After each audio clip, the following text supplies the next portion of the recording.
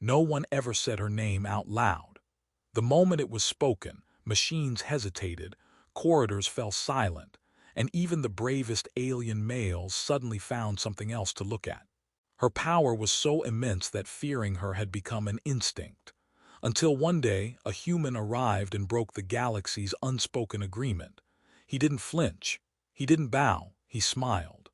And with that single, effortless smile, the universe began to realize it had been wrong for a very long time. The station had learned to breathe around her. Doors delayed their opening by a fraction of a second when she approached, as if clearing their throats. Lights dimmed politely, then corrected themselves.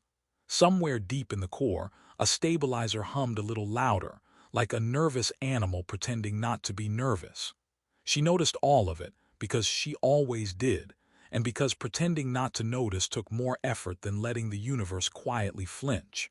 She walked alone, as usual. Her footsteps echoed longer than they should have. That was not architecture, that was caution. Beings moved aside without appearing to move, conversations folding into silence like embarrassed thoughts. A pair of armored males from a species famous for ritual dominance suddenly found the ceiling fascinating. Another pretended to receive a transmission from his wrist console, nodding gravely at nothing. She did not blame them. Fear, after all, was the most efficient language in the galaxy. Her reflection slid across a polished wall panel, distorted by curvature and faint energy fields.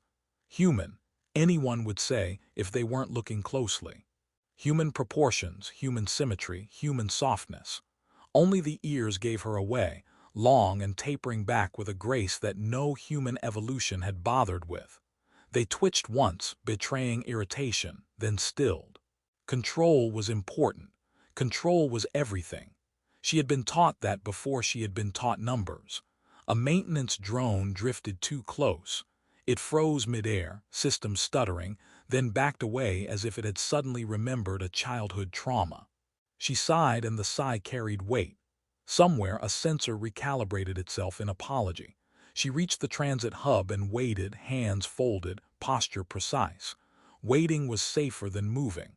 Waiting gave others time to escape. That was when the human arrived.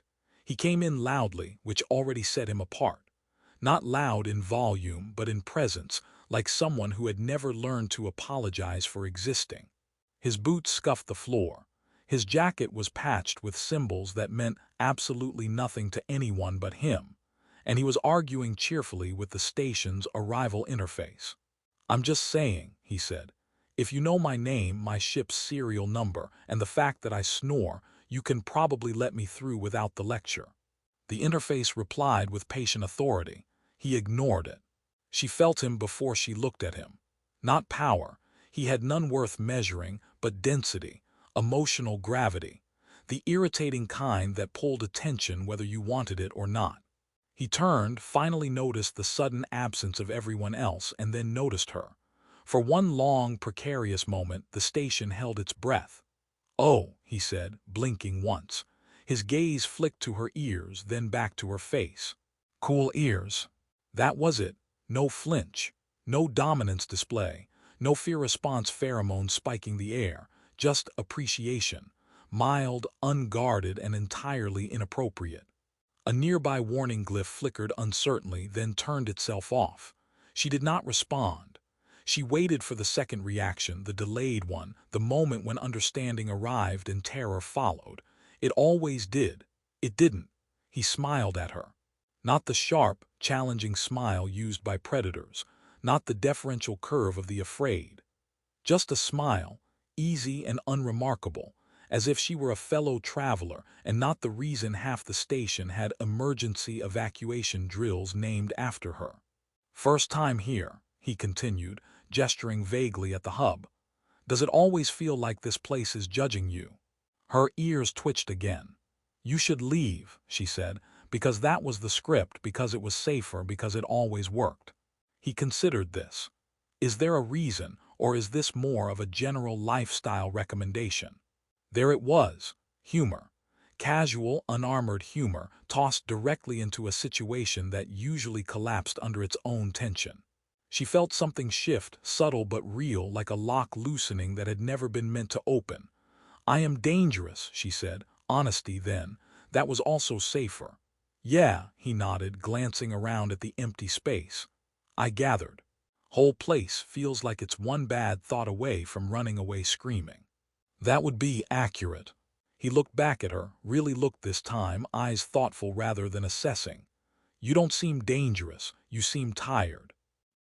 No one had ever said that to her before. A transit car arrived with unnecessary haste. Its doors opened wide, inviting her in with the enthusiasm of something hoping compliance would prevent catastrophe. She stepped inside. The human followed without hesitation. The doors slid shut. Somewhere an administrator fainted. They stood in silence as the car accelerated, stars streaking past the transparent wall. She waited for fear. She waited for him to realize his mistake. She waited for the universe to correct this error. "So," he said eventually, leaning against the rail, "do the ears help with balance, or is it more of a sensory thing?" She stared at him. "You are not afraid." He shrugged.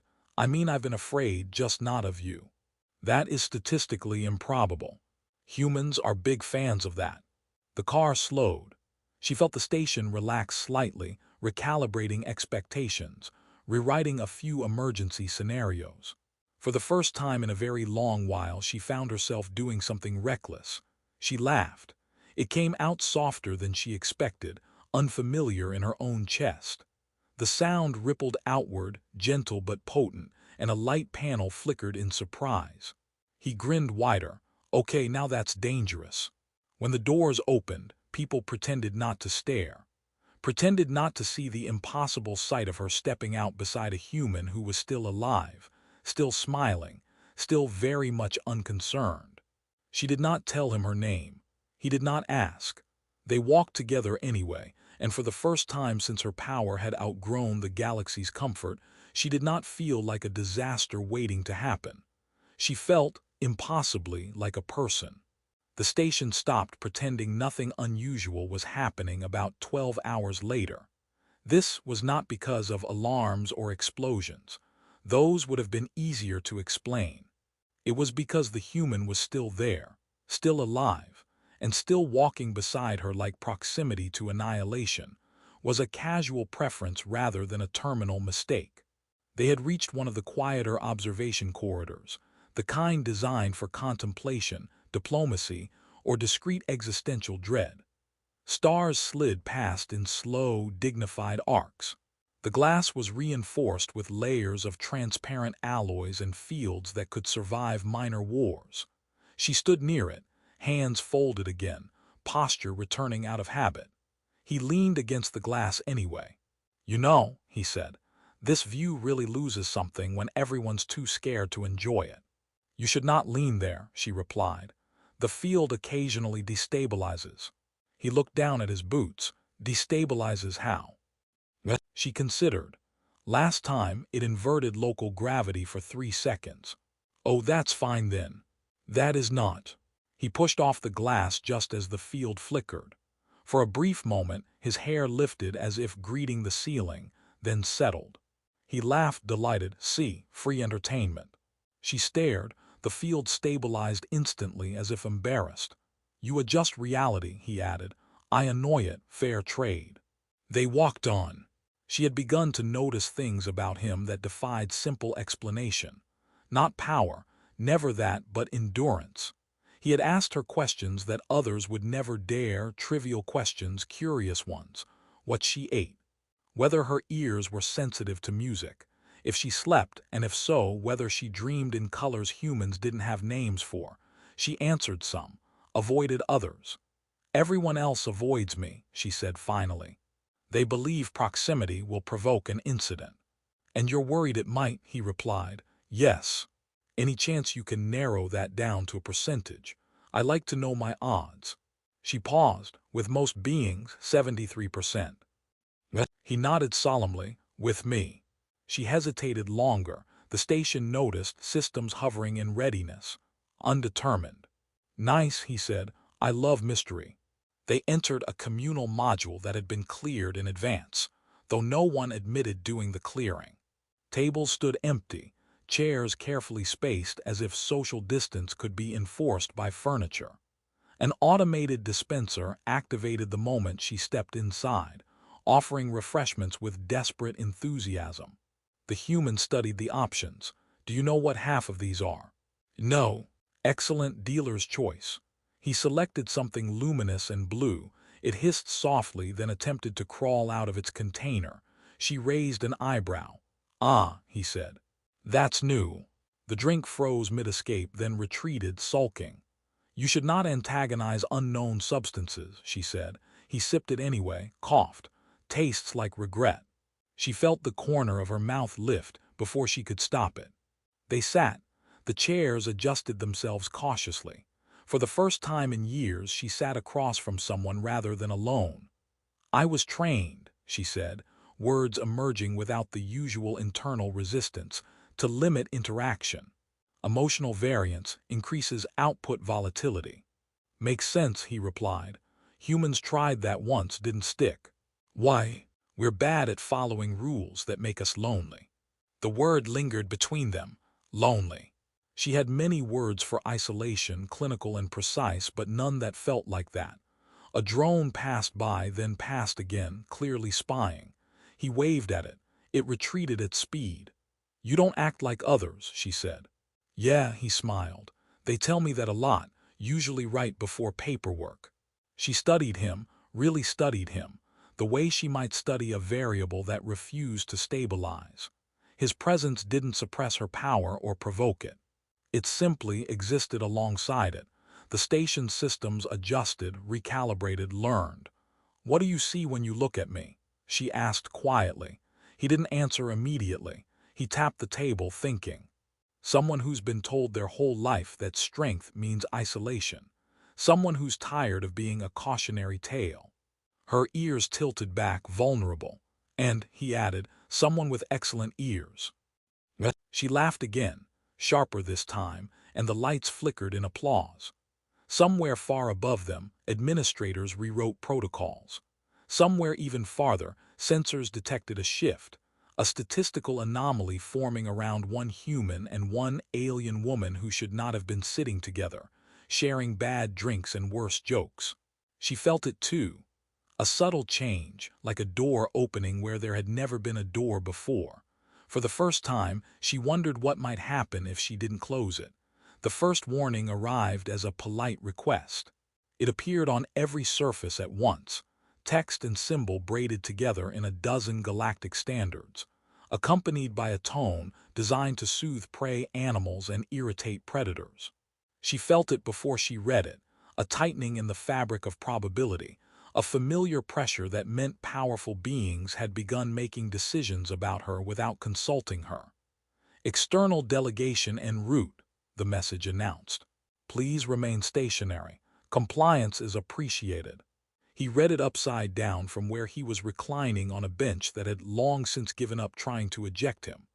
That sounds ominous. It is, she said. They have found me. They always do. Yes.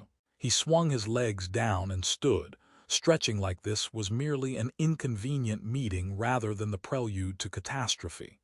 Okay. On the bright side, at least they asked nicely. They will not remain polite. Yeah, I figured that was more of a suggestion than a vibe. The station reacted immediately. Bulkheads shifted. Fields strengthened. Somewhere deep within its core, ancient defense systems woke reluctantly, like retirees being asked to cover one last shift. She felt the familiar urge to withdraw, to isolate herself before others were harmed by proximity, by choice, by accident. She took a step back. He noticed. Of course he did. Hey, he said, not loudly, not urgently. Just enough to anchor her. You don't have to do the disappearing act. You do not understand, she replied. If they provoke me, you could tear the station in half, rewrite local physics, and accidentally invent 3 new religions. Yeah. You mentioned. That is not humorous. True, he agreed, but you are. Her ears angled toward him despite herself. The delegation arrived in silence. ships slipping into position with the smooth confidence of entities accustomed to being obeyed. They projected themselves into the station's central concourse, towering forms wrapped in authority fields and ceremonial menace. Alien males, all of them, built like threats given legal standing. They did not look at him. They looked at her with calculation, fear masked as procedure. "You are required to submit," one intoned. "Your uncontrolled interactions have triggered unacceptable probability deviations." He leaned toward her. "Unacceptable probability deviations sounds like my search history." "Human," another delegate snapped, finally acknowledging him. "You are irrelevant." He smiled pleasantly. "That's what my last boss said too." The station trembled as pressure built. She felt it rising in her chest, that familiar storm, the thing she had spent her life containing. Once she would have folded inward, obeyed, removed herself for the sake of others. She didn't. She breathed. The human stepped forward before she could stop him, hands visible, posture relaxed in a way that made several weapons systems hesitate out of sheer confusion. "You're afraid of her," he said conversationally. "I get it. She's impressive. But you've spent so long treating her like a disaster that you never bothered to ask who she is." "That is irrelevant," the delegate replied. "No," the human said gently. "That's the whole problem." She felt it then, clearly, unmistakably. Not a surge of power, but a shift in alignment. Her strength was still there, vast and patient, but it was no longer braced against the universe. It was steady. "I am not unstable," she said, her voice carrying without force. "I was isolated." The delegates recoiled as systems flickered, not violently, but decisively, like reality choosing a side. "I choose," she continued, "how my power is expressed." The station responded, fields harmonizing with her presence rather than resisting it. The human glanced around, impressed. "Huh, it's like the place finally realized you're not the problem." Silence stretched. The delegates recalculated, authority eroding in the face of an outcome they had never modeled, cooperation. "You have changed," one said. "Yes," she replied. Her ears tilted forward, not in aggression but in confidence. "I have." They withdrew soon after, not defeated, but outpaced by a truth they could not control. Their ships vanished, leaving behind a station that felt lighter, freer, as if a long-held breath had finally been released. Later, much later, she stood at the observation window again. Stars drifted past, indifferent and beautiful. "So," he said, leaning beside her, "does this mean you're still dangerous?" She smiled, small and genuine. "Yes." "Cool," he grinned, "just checking." She looked at him, this improbable human who had never tried to dominate or flee,